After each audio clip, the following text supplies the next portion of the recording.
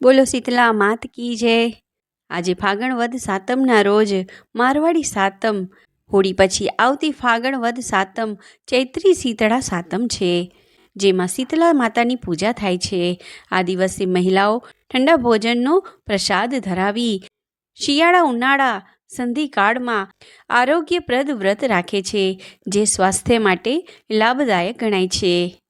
શીતળા માતાનું ગધેડા સવાર સ્વરૂપ પૂજાય છે, જેમને લીમડાના પાન અને ઠંડો ભોગ ધરાવવામાં આવે છે। આ દિવસે ગરમ ભોજન વર્જિત છે।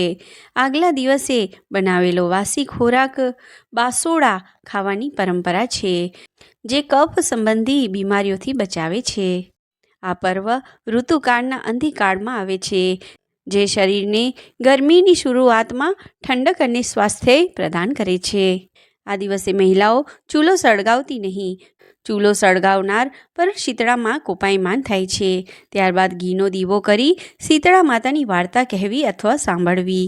આ વ્રત કરનાર સ્ત્રી પરમ સૌભાગ્યને પામે છે, ધન ધાન્ય અને સંતાન સમૃદ્ધિની પ્રાપ્તિ થાય છે। શીતળા સાતમની કથા। ઈશ્વરનગર નામે એક ગામમાં એક ડોશી તેના બે દીકરાની વહુઓ સાથે રહેતી હતી। મોટી વહુ જબરી, કંજિયાખોર અને ઈર્ષાની ભરેલી હતી। વાત વાતમાં વાંકો પાડતી, જ્યારે નાની વહુ ઘણી ભલી, ભોળી અને પારકાના દુઃખે દુઃખી થનારી હતી। રાંધણ છઠના દિવસે નાની વહુ રસોડે રાંધવા બેઠી અને રાત સુધી રાંધતી રહી। પછી ચૂલો ઠારવાનો વિચાર કરતી હતી, ત્યાં પારણે પોઢેલો નાનો છોકરો રડવા લાગ્યો। સાતે કામ પડતા મૂકી અને નાની વહુએ છોકરાને ખોળે લીધો। જરા આડા પડખે થઈ। દિવસ આખાનો થાક હોવાથી જરાક આંખ મળી ગઈ અને ચૂલો ઠારવાનો રહી ગયો। અડધી રાત પછી શીતળામાં ઘેર ઘેર ફરવા નીકળ્યા। ફરતા ફરતા નાની વહુના ઘેર આવ્યા અને ચૂલામાં આડોટવા લાગ્યા। ત્યાં તો શરીરને ઠંડક વળવાને બદલે કાળી લાય લાગી અને શીતળામાં દાઝી ગયા। આથી માને ઘણો ક્રોધ વ્યાપી ગયો। તરત જ નાની વહુને શ્રાપ દીધો, હે મૂર્ખ સ્ત્રી, જેમ મારું શરીર બળ્યું તેમ તારું પેટ બળજો। નાની વહુ સવારે ઉઠી ચૂલા તરફ નજર કરી તો ચૂલો સળગતો હતો અને પડખામાં સૂતેલો છોકરો બળીને ભડથું થઈ ગયું હતો। નાની વહુની આંખમાંથી આંસુ વરસવા લાગ્યા। એ જાણી ગઈ કે જરૂર પોતે શીતળા માના દોષમાં આવી છે, માતાએ શ્રાપ આપ્યો છે। એ તો રડતી રડતી સાસુ પાસે ગઈ, બધી વાત કરી। સાસુએ ગળગળા અવાજે આશ્વાસન આપતા કહ્યું, વહુ ધીરજ ધર, શીતળામાં પાસે જઈને તારા છોકરાનું જીવન માંગજે। મા તો દયાળુ છે, જરૂર તારા ઉપર કૃપા કરશે। નાની વહુ સાસુના આશીર્વાદ લઈ છોકરાને સુડલામાં નાખી શીતળામાનું રટણ કરતી જાય। રસ્તામાં બે તલાવડીઓ છલોછલ ભરેલી હતી। કિનારા પર પક્ષીઓ બેઠેલા, પણ કોઈ પાણી પીવે નહીં। મનુષ્ય કે પશુ પક્ષી કે પારેવા જે કોઈ આ બે તલાવડીનું પાણી પીતું તે મરણની શરણ થતું હતું। નાની વહુને સુઢલો લઈને જતી જોઈ તલાવડી બોલી, બાઈ રે બાઈ, ક્યાં હાલી? નાની વહુએ શીતળા માના કોપની વાત કરી, માની કૃપા મેળવવા જાઉં છું એમ કહ્યું। ત્યારે તલાવડી બોલી, બહેન, અમારું પણ એક કામ કરજે। અમારા એવા તે શાપ આપ કે કોઈ અમારું પાણી પીએ તો મૃત્યુને પામે છે। માં મળે તો અમારા દુઃખનું નિવારણ પૂછજે। નાની વહુ હા પાડીને આગળ વધી। રસ્તામાં બે લડતા આંખલા મળ્યા, બંનેની ડોકે ઘંટીના પડ બાંધેલા। નાની વહુને જોઈ પૂછ્યું, વહુ ક્યાં હાલી? નાની વહુએ શીતળા માના કોપની વાત કરી। ત્યારે આંખલા બોલ્યા, અમારું એક કામ કરજે, અમે સદાય લડ્યા જ કરીએ છીએ। અમારી ડોકે આ ઘંટીના પડ છે, તે કેમેય કરીને છૂટા પડતા નથી। તો અમારા એવા તે શું પાપ હશે? તેથી અમારા પાપનું નિવારણ પૂછતી આવજે। નાની વહુએ હા પાડી। પછી આગળ ચાલી। થોડીક આગળ ચાલી ત્યાં ઓરડીના ઝાડ નીચે એક ડોશી દિવેટું જેવા વાળ બે હાથે ખંજવાળતી બેઠેલી। વહુને જોઈ ડોશી બોલી, બાઈ રે બાઈ, આમ હાંફળી ફાંફળી ક્યાં હાલી? વહુએ શીતળા માના કોપની વાત કરી। ત્યારે ડોશી બોલી, અલી જરાક માથું તો જોઈતી દેતી જા। નાની વહુને ઉતાવળ હતી, પણ એ ઘણી દયાળુ હતી। તેણે સડલો નીચે મૂકીને છોકરું ડોશીમાના ખોળામાં આપી એ તો મંડી માથું જોવા। જેમ જેમ વહુના હાથ ડોશીમાના માથામાંથી જુઓ કાઢવા લાગ્યા તેમ તેમ પેલા ડોશીના હાથ છોકરાના શરીર ઉપર ફરવા માંડ્યા. થોડી વારમાં તો વહુએ ડોશીના માથામાંથી જુઓ વીણીને માથું ચોખ્ખું કરી નાખ્યું. માથામાંથી ખંજવાળ ગઈ અને ડોશી બોલ્યા, હાશ બહેન, દીકરી, તે મારા માથામાંથી ખંજવાળ મટાડી. જેમ મારી પીડા ઠારી છે તો તેમ તારું પેટ ઠરજો. જ્યાં ડોશીમાં આટલું બોલ્યા કે ખોળામાં છોકરું ઉવા ઉવા કરી રડવા લાગ્યું. છોકરાને રોતું જોઈને વહુ તો હરખ ગેલી થઈ ગઈ અને એના મનમાં આનંદ સમાતો નથી. પણ થોડી વારમાં જ તેને વિચાર આવ્યો કે માનો ન માનો આ ડોશીમાના પગે આડોટી પડી. બસ માં, હું તમને જોઈ ગઈ છું. મને માફ કરો માતાજી, મારી ભૂલ હું કબૂલ કરું છું. તમે મારી ઉપર દયા કરી, મને માફ કરી મારો દીકરો સંજીવન કર્યો, નહીં તો મારું શું થાત. આમ કહી રડવા લાગી. ત્યારે શીતળામાં બોલ્યા, રડ નહીં દીકરી, મારું વ્રત કરનાર બધી રીતે ધ્યાન રાખવું જોઈએ. વ્રત અખંડ રહેવું જોઈએ, વિધિ પ્રમાણે વર્તવું જોઈએ, એમાં જરાક ભૂલ ન થાય તેનું ધ્યાન રાખવું જોઈએ. જરાય ભૂલ થઈ તો વ્રત ફળે નહીં અને શ્રાપ લાગે, પાપ લાગે. માટે હવેથી ધ્યાન રાખજે. જ્યાં સુખી થા, મારા આશીર્વાદ છે. શીતળામાના આશીર્વાદ લઈ વહુ પોતાના સંજીવન થયેલા છોકરાને કાખમાં નાખી જવા તૈયાર થઈ અને બે હાથ જોડી બોલી, માતાજી, રસ્તામાં આવતા બે તલાવડી છે. નિર્મળ જળ છલોછલ પાણી છે, ટોપરા જેવું મીઠું પાણી છે, પણ કોઈ છાલકું પાણી પીતું નથી, કોઈ તલાવડી સામે જોતું નથી. તેના પાપનું નિવારણ શું તે આપ દયા કરીને કહો. વહુની વાત સાંભળી શીતળામાએ કહ્યું, બેટા, આગલા ભાવમાં એ બેવ શોક્યો હતી. બેવની વચ્ચે એવું વેરઝેર હતું કે રોજ લડે, ગેર દૂજણા હતા, તેથી વલોણું હતું. એટલે છાછ થાય અને છાછ કોઈ આડોશી પાડોશી અતિથિ અભ્યાગત લેવા આવે ત્યારે એ છાછમાં છલોછલ પાણી નાખીને આપે. એ પાપના લીધે એનું પાણી આજે કોઈ પીતું નથી. માટે હવે તું જઈને એમાંથી ખોબો પાણી પીજે, એટલે એમના પાપોનો નાશ થશે.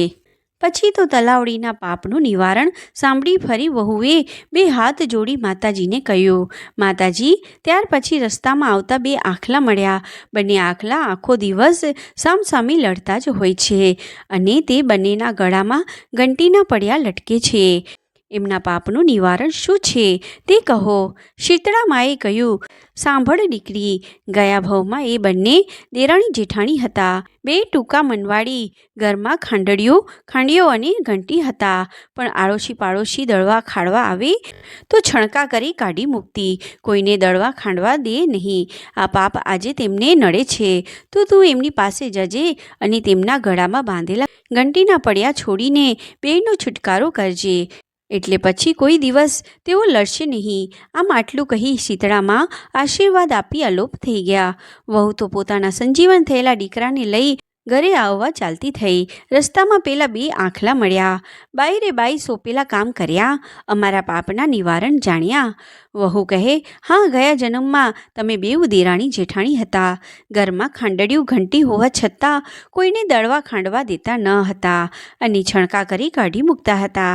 તે પાપ આજે તમને નડે છે અને તેથી તમે બંને આખો દિવસ લડ્યા કરો છો. આમ કહી વહુએ બેયના ગળે બાંધેલા ઘંટીના પડ છોડી નાખ્યા અને બંને લડતા બંધ થઈ ગયા. વહુ તો આગળ વધી. આગળ જતાં રસ્તામાં પેલી બે તલાવડી આવી. તલાવડી પાસે પહોંચતા વહુએ તલાવડીને આગલા જન્મની વાત કહી અને કહ્યું, બહેન, ભગવાન પાસે તો ચોખ્ખો ન્યાય છે કે જેવું કરો એવું ભરો. એ ભાવના ભૂલશો નહીં. ખાખરો વાવવાથી ખીચડી મળે નહીં. દૂધના દૂધમાં અને પાણીના પાણીમાં એ માનવું ભૂલશો નહીં. માટે હવે ધ્યાન રાખજો બહેનો. ભૂખ્યાને અન્ન અને દુખિયાને જે યથાશક્તિ પ્રમાણે મળે તે આપજો. આમ કહી વહુએ ખોબો ભરીને તલાવડીમાંથી પાણી પીધું અને કહ્યું, ભગવાન તારું ભલું કરે. અને આટલું બોલતા આકાશમાંથી પંખીઓનું ટોળું તલાવડી ઉપર ઉતરી પડ્યું. પશુઓ પાણી પીવા આવવા લાગ્યા. આ જોઈ બેવ તલાવડીઓ આનંદિત થઈ ઉઠી. ઘેર જવામાં મોડું થઈ જશે એમ વિચારીને વહુ છોકરાને લઈ ચાલી. ઘેર આવીને સાસુમાના ખોળામાં છોકરો આપી કહ્યું, સાસુમા આવો સાસુમા. શીતળામાના મન ઠર્યા, અમારા પેટ ઠાર્યા. માએ અમને વહાલ કર્યો, નાના બાળ જીવતા કર્યા. શીતળામાના વ્રત અમને ફળ્યા. સાસુ તો પોતાના પુત્રની સંજીવન થયેલો જોઈને હર્ષ ગેલી થઈ ગઈ. વહુને વહાલ કરી ધન્યવાદ આપ્યા.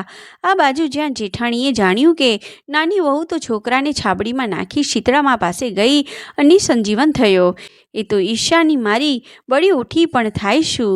આ વાતને ઘણો સમય થઈ ગયો. દિવસો વીતવા લાગ્યા.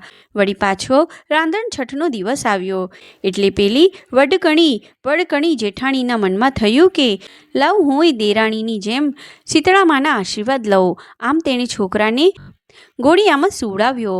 અડધી રાત સુધી રાંધણિયામાં કામ કરી ચૂલો સળગતો રાખી. બાઈ તો સૂઈ ગયા.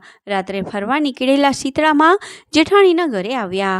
રસોડામાં જઈને જુએ છે તો ચૂલો સળગતો હતો. આ જોઈને શીતળામાં ક્રોધે ભરાયા. ચૂલાની રાખમાં આડોટ્યા અને શરીરે દાઝ્યા. તેથી શ્રાપ આપ્યો, જેણે મારું શરીર બાળ્યું છે એવું એનું પેટ બળજો. સવારે ઉઠીને જ્યાં ઘોડિયામાં જોયું તો છોકરો મરેલો પડ્યો છે. એ તો રડવા લાગી. સાસુમાએ આવીને જોયું અને જેઠાણીને કહ્યું કે તને નક્કી શીતળામાએ શ્રાપ આપ્યો છે, માટે તું શીતળામા પાસે જા અને એમની પાસે ક્ષમા માંગ અને કહે જે કે મારી ભૂલ થઈ ગઈ છે, મને માફ કરો અને મારો દીકરો સંજીવન કરો. દેરાણીની માફક જેઠાણી છોકરાની છાબડીમાં નાખી ચાલતી શીતળામા પાસે જવા નીકળી. રસ્તામાં પેલી બે તલાવડી આવી એટલે તલાવડીએ જેઠાણીને કહ્યું, બહેન આટલો અમથો અમારો સંદેશો શીતળામાને આપજે ને. જેઠાણી બોલી, જાજા મારી બાઈ, હું તો મારી ફિરકમાં છું, એમાં તારી પંચાયતમાં ક્યાં પડું? સંદેશો શેનો ને વાત શેની? જોતી નથી શીતળામાના શાપથી છોકરો ભળતું થઈ ગયું છે, એ સંદેશો આપજે ને. એમ કહી એ તો ચાલી. આગળ જતાં પેલા બે આખલા મળ્યા. આખલાઓએ જેઠાણીને પૂછ્યું, હે બહેન, તમે શીતળામા પાસે જાઓ છો તો માને અમારો સંદેશો પણ આપજો ને. જેઠાણીએ છડકો કરતાં કહ્યું, મરને મારા રોયા કોઈ નવરી નથી, તે તમારા સંદેશા લઈ જાઓ. આમ પગ પછાડીને એ તો ચાલી. જતાં જતાં રસ્તામાં એક ઝાડ આવ્યું. ઝાડ નીચે ડોશીમાં બેઠા છે. તેમણે જેઠાણીને કહ્યું, બહેન આમ ક્યાં ચાલે? શીતળામા પાસે જાઉં છું દીકરો સંજીવન કરવા. જેઠાણી બોલી, ભલે માડી ભલે જા, પણ જતાં જતાં જરા મારા માથામાંથી થોડી જૂ કાઢતી જાને, ભગવાન તારું ભલું કરશે. ડોશીમાં એમ બોલ્યા. પણ આ તો અભિમાનનું પૂતળું, ઈર્ષાનો ભંડાર હતો. એ તો કાંઈ સેવા કરે એટલે તુરંત જ બોલી, એ ડોશી જોતી નથી મારો દીકરો મરેલો પડ્યો છે અને શીતળામાં હજુ મળ્યા નથી. તને માથે જૂ છે તો બેટી બેટી માથું ખંજવાળે રાખને મારી બાઈ, અહીં કોઈ નવરું નથી, તારું માથું જોવા. આમ કહી જેઠાણી મોં મચકોડતા આગળ ચાલી. ત્યારે પેલા ડોશીમાએ કહ્યું, ઓ બાઈ, માથું જો, નહીં તો કાંઈ નહીં, પણ જરા હાથ તો ફેરવતી જા. પણ કોણ સાંભળે છે? આમ આખો દિવસ અને આખી રાત જેઠાણી શીતળામાની શોધ કરી, પણ એમ શીતળામાં મળે. માટે બહેનો, દેખાદેખી કે કોઈની ઈર્ષાથી બળીને એવું કોઈ કાર્ય ન કરવું કે જેથી જેઠાણી જેવું થાય. કર્મ આપણે કરીએ છીએ અને તેનું ફળ આપણે ચોક્કસ ભોગવવું પડે છે. કોઈનું સારું થતું હોય તો ટાપટીયું કરીને કામ કરી છૂટવું, પણ નકારો ન કરવો. બંને તો દાન દક્ષિણા આપવી, ભૂખ્યાને ભોજન આપવું. આમ કરવાથી માતાજી આપણા ઉપર ખુશ રહેશે. જેઠાણી શીતળામાને ઓળખી ના શકી અને રખડીને રોતી કકડતી ઘેર પાછી આવી. સાસુ પાસે ઢગલો થઈને પડી. સાસુએ તેની શિખામણ આપી કે વહુ, અજાણતા થઈ ગયેલી ભૂલ માફ થાય છે, પણ જાણી જોઈને કરેલી ભૂલ કદી માફ થતી નથી. અને એમાં વળી તારો સ્વભાવ, જેવું કરો તેવું ભરો, એ ભાવના ભૂલશો નહીં. જય શીતળામાં. જેવા નાની વહુને ફળ્યા તેવા વ્રત કરનારે, સાંભળનારને, લખનારને, આ વાંચનારને સૌને ફળજો. બોલો જય શીતળામાં, જય શીતળામાં.